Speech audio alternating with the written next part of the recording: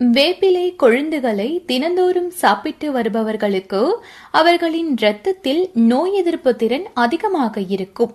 மேலும் பாம்பு மற்றும் இதர விஷ ஜந்துக்களிடம் கடிபடும் பட்சத்தில் வேப்பங்கொழுந்துகளை அதிகமாக உண்ண விஷம் உடலில் வேகமாக பரவுவதை கட்டுப்படுத்தும்.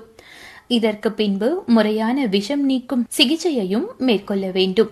நமது தோலில் வியர்க்குரு, அரிப்பு, படை, தேமல் போன்ற பல வகை தோல் சம்பந்தப்பட்ட நோய்கள் ஏற்படுகிறது. வேப்பிலைகள் மற்றும் அதன் பூக்களை நன்றாக அரைத்து வாரத்திற்கு ஒரு முறை உடலெங்கும் பூசி அது காய்ந்த பின் சற்று இதமான நீரில் குளித்து வர பல தோல் சம்பந்தமான வியாதிகள் நீங்கும்.